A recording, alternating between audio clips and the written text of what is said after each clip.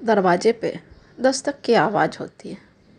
अरे मोनी, देखो तो कौन आया है। नाश्ता करते हुए नीरज अपनी पत्नी मोनी को कहता है। मोनी नाश्ते के टेबल से ये कहकर उठती है, पता नहीं सुबह सुबह कौन आ गया है, चैन से नाश्ता भी नहीं करने देते। फिर बुदबुदाते हुए दरवाज़ा खोलती है और जैसे ही दरवाज़ा खोलती है, सामने नीरज की बहन मीनल हल्की मुस्कुराहट लिए खड़ी थी, जिसे देखकर मोनी मुंह घुमाते हुए अंदर आकर टेबल पर बैठ जाती है और मीनल दरवाजे पर खड़ी अपने भाई का इंतज़ार करने लगती है। अरे मोनी, कौन था? नीरज अपने साले और सालियों के साथ नाश्ते का लुत्फ़ उठाते हुए पूछता है। अरे और कौन रहेगी, वो भी आज के दिन आ गई तुम्हारी बहन, जाओ देखो, टेढ़ी बोली बोलते हुए मोनी जवाब देती है। बहन का नाम सुनते ही नीरज भागकर दरवाजे के पास जाता है और कहता है, अरे दीदी, आप अभी तक यहीं खड़ी है, आइए ना अंदर। फिर मीनल का हाथ पकड़कर अंदर लाता है और सोफे पर बिठा देता है और भागकर रसोई में जाता है और मीनल के लिए पानी और मिठाई लेकर आता है। लो दीदी, पानी पी लो। भाई के हाथ से पानी वाली ट्रे लेते हुए मीनल कहती है, अभी नहीं नीरज, पहले तुझे राखी बांध दूँ, फिर कुछ पीऊँगी। तू ये सब छोड़ और इधर बैठ जा नीरज। अपने बगल में बैठने का इशारा करती है मीनल। हाँ दीदी कहकर खुशी खुशी नीरज मीनल के बगल में आकर बैठ जाता है। फिर अपनी थैली से एक सुंदर सी राखी और छोटी मिठाई की डिब्बी निकालती है और भाई को तिलक और रोड़ी लगाती है। फिर राखी बांधकर मिठाई खिलाती है। फिर नीरज मीनल को कहता है, दीदी तू आराम से बैठ, मैं अभी आया, और उठकर अपने कमरे में चला जाता है। तभी मोनी की आवाज़ आती है, देखो आ गई भिखारी, हर साल 2 पैसे का राखी और घटिया सी मिठाई लेकर आती है, अब बदले में भाई से मोटी रकम वसूल करके जाती है। इसलिए तो मैंने इस बार मुंह खोलकर कह दिया था कि इस बार आप राखी में मत आना, सिर्फ राखी भिजवा देना, पर ऐसे लालची बहनें सुनती कहाँ हैं, मुंह उठाकर चली ही आती है। ऐसा कहकर मोनी और उसके भाई बहन जोर जोर से मीनल को झांक कर देखते हैं और हंसने लगते हैं। मोनी की हृदय भेदी शब्द सुनकर मीनल की आंखें भीग जाती है और वो बिना एक पल देरी किए वहाँ से रोती हुई चली जाती है। तभी नीरज, दीदी ये देखो, इस बार आपकी पसंद की हरी साड़ी लाया हूँ, ऐसा कहते हुए अपने कमरे से हॉल की तरफ जा रहा था। जैसे ही वो हॉल में पहुँचता है और सोफे पर दीदी को ना पाकर मोनी को कहता है, अरे दीदी कहाँ गई मोनी, अभी तो इधर ही बैठी थी, बाथरूम में गई हैं क्या? फिर टेबल पर साड़ी और पैसे की गड्डी रखते हुए बाथरूम की तरफ बढ़ रहा था कि मोनी कहती है, दीदी तो चली गई। मोनी खुश होकर कहती है, चली गई मतलब? तुमने रोका नहीं उन्हें, ऐसे कैसे चली गई? आश्चर्य से पूछता है नीरज। मैं अभी जाकर बाहर देखता हूँ। अरे रुको नीरज, जाने से फ़ायदा नहीं, वो चली गई होंगी अभी तक, क्योंकि उनको कुछ ज़रूरी काम आ गया इसलिए चली गई, मोनी जवाब देती है और अपने भाई बहन के साथ व्यस्त हो जाती है। नीरज को भी लगता है कि शायद सच में दीदी को कोई ज़रूरी काम आ गया होगा, इसलिए चली गई होगी। यही सोचकर वो भी अपने साले सालियों से हंसी मजाक में व्यस्त हो जाता है। दरअसल नीरज की इकलौती बहन थी। माँ बाबा के गुजरने के बाद मीनल ने ही नीरज को पढ़ा लिखा कर इस काबिल बनाया था कि वो आज हर सुख सुविधा का मालिक था। वहीं दूसरी ओर मीनल नीरज की पढ़ाई लिखाई में अपनी पूरी उम्र खपा दी। उसने आज तक शादी नहीं की, पर मोनी से शादी करने के बाद नीरज और मीनल के रिश्तों में दूरियां आ गई थी। मोनी नहीं चाहती थी कि मीनल नीरज की ज़िंदगी में ज़्यादा दखल अंदाजी करे, इसलिए उसने अपने पापा को कहकर बड़ा घर खरीद लिया और नीरज के साथ अपनी ज़िंदगी जीने लगी। आए दिन मोनी मीनल को ऐसे ही दिल को चुभने वाली बात कहकर उसे अपने भाई से दूर कर रही थी। मीनल स्कूल में टीचर थी और अपना गुजारा उसी से चलाती थी। वो कभी अपने भाई से कुछ नहीं मांगती थी। वो तो नीरज की ही इच्छा रहती थी कि जिस बहन ने अपनी ज़िंदगी के बारे में ना सोचकर मेरे लिए अपनी सारी उम्र खपा दी, उसके लिए थोड़ा बहुत जो कर सकूं। इसलिए अक्सर मीनल को कुछ न कुछ खरीद कर देता था, जो कहीं न कहीं मोनी को खटक जाती थी, और वो इसी से छुटकारा पाने के लिए मीनल को नीरज के पीठ पीछे खरी खोटी सुनाया करती थी। खैर, देखते देखते वो साल गुजर गया और फिर से रक्षाबंधन का त्यौहार आ गया। हर बार की तरह इस बार भी नीरज अपनी बहन का बेसब्री से इंतज़ार कर रहा था।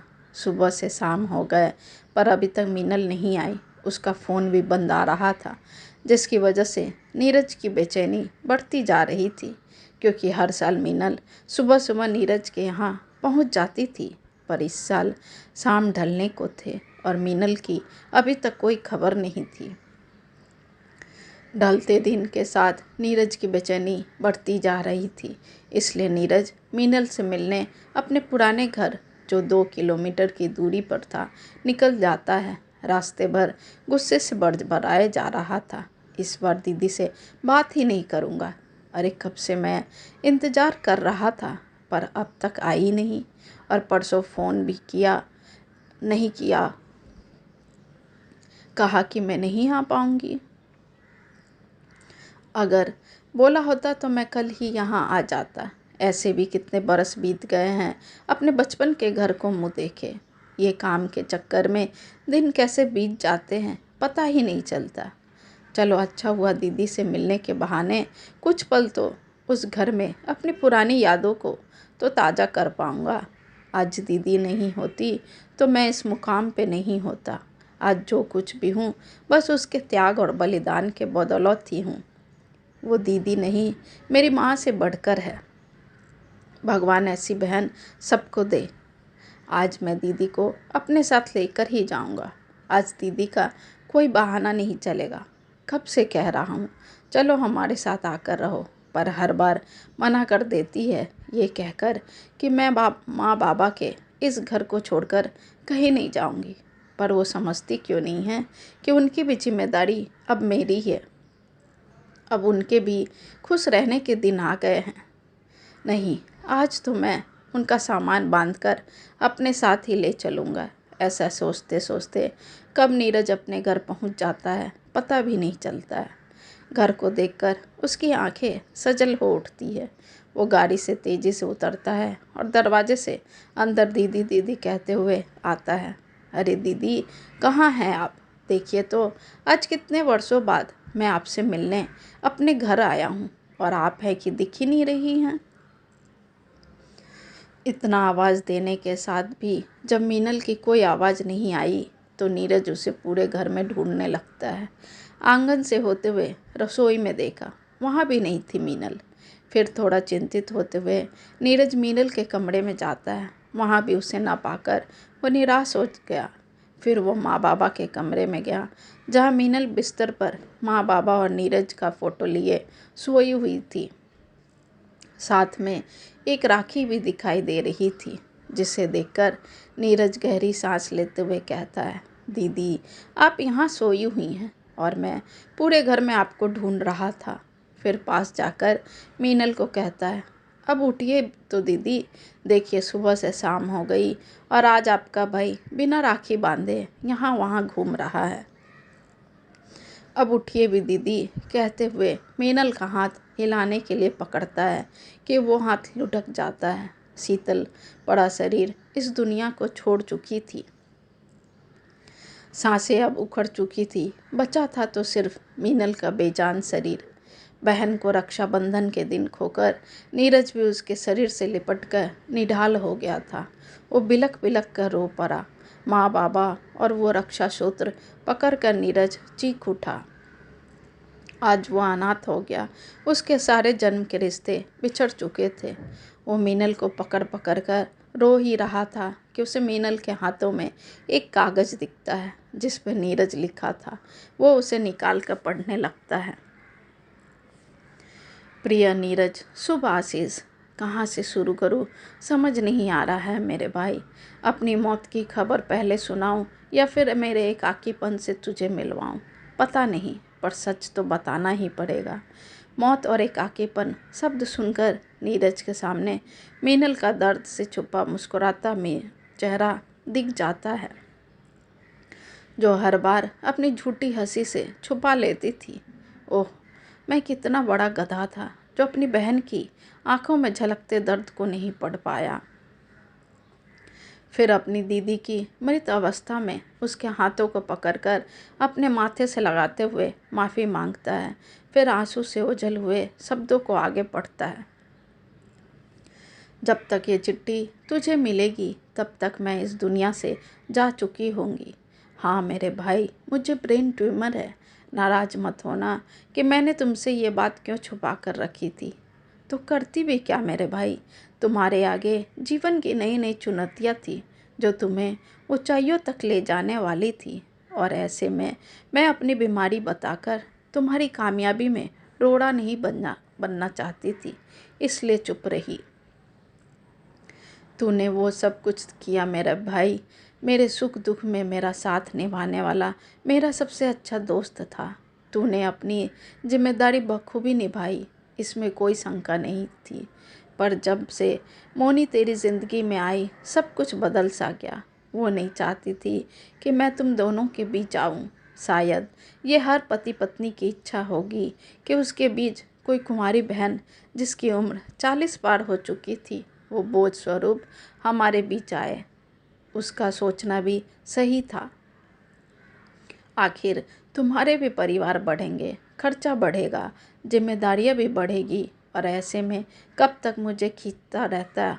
इसलिए तो कभी मुझे तुम लोगों के ऊपर बोझ बनना गवारा नहीं रहा। मेरे भाई, मेरी तो एक ही इच्छा है कि मेरा भाई हमेशा जीवन में खुश रहे और दीन दुनी चार चौगुनी तरक्की करे। शायद हर बहन की यही इच्छा होती है कि उसका भाई हमेशा सुखी और आबाद रहे। बहनें सिर्फ प्यार लेने आती है अपने मायके बस, और यही प्यार और अपनापन उसकी ज़िंदगी की खुशियाँ होती है। आज रक्षाबंधन पर मेरी ये आखिरी रक्षा सूत्र अपनी कलाई में बांध लेना मेरे भाई, और वादा कर जीवन में हमेशा खुश रहेगा। पढ़ते पढ़ते नीरज की आंखों से सहस्त्र आंसू की धारा बह जाती है। वो अपनी बहन से लिपट लिपट कर रोने लगता है। उसे विश्वास नहीं हो रहा था कि मीनल अब इस दुनिया में नहीं रही। वो अपने दुख दर्द को अकेली झेलती रही और दबे पांव दुनिया से अलविदा कह गई। रह रह कर इस बात का अफसोस हो रहा था नीरज को। काश दीदी ने कुछ बताया होता तो वो आज जिंदा रहती। मैं अपनी पूरी दौलत उन पर निछावर कर देता जिसकी वजह से मैं हूँ। काश। कुछ घंटों बाद मोनी भी वहाँ पहुँच जाती है और नीरज को संभालती है। नीरज उसे दीदी की चिट्ठी देता है, जिसे पढ़कर मोनी भी फूट फूट कर रोने लगती है और मन ही मन कहती है, जिस बहन को मैंने हमेशा खरी खोटी सुनाई वो बहन मेरे लिए भी अच्छा बोल गई। वो चाहती तो अपने इस चिट्ठी में मेरे बारे में वो सब कुछ लिख सकती थी, पर उन्होंने ऐसा नहीं किया। मैंने हमेशा उन्हें नीरज से दूर रखा। यहाँ तक कि मैंने उनकी बीमारी की बात नीरज से भी छुपा रखा था, और वो पिछली रक्षाबंधन वाली बात जो सीधा उनके आत्मा पर चोट लगी होगी वो सब नीरज से कह सकती थी। पर दीदी, आपने मेरी उन सभी गलतियों को भी नज़रअंदाज कर दिया और मुझे मेरी ही नज़रों में गिरा दिया। आज आप मुझे बहुत छोटा कर दी दीदी, मुझे बहुत छोटा, और आप मेरी नज़र में बहुत बड़ी बन गई। जीते जी मैंने कभी आपकी कदर नहीं की दीदी, और आप हर क्षण अपना बड़प्पन दिखाती रही। आप सच में कोई साधारण स्त्री नहीं थी दीदी, बल्कि देवी थी, देवी, जिन्होंने कभी अपने सुख की चिंता नहीं की बल्कि अपने भाई का घर बसा कर रखा। और बदले में मैंने आपको क्या किया? सिर्फ अपमान और दुत्कार। फिर भी आप चुप रही दीदी। कुछ किया क्यों नहीं दीदी? मुझ जैसी लड़की को इसकी सज़ा मिलनी ही चाहिए थी। क्यों किया माफ़ दीदी? क्यों कहकर मोनी अंदर से कराह उठती है और चीख पड़ती है। नीरज मोनी को संभालता और ढाढ़स बढ़ाते हुए कहता है, मोनी खुद को संभालो। नहीं नीरज, मैं पापन हूँ, मैं ही दीदी के मौत की जिम्मेदार हूँ। काश मैं दीदी की भावनाओं को समझ पाती, काश मैं उनके लिए कुछ पकड़ पाती। मुझे माफ़ कर दो नीरज, मुझे माफ़ कर दो। ये क्या बोले जा रही हो मोनी?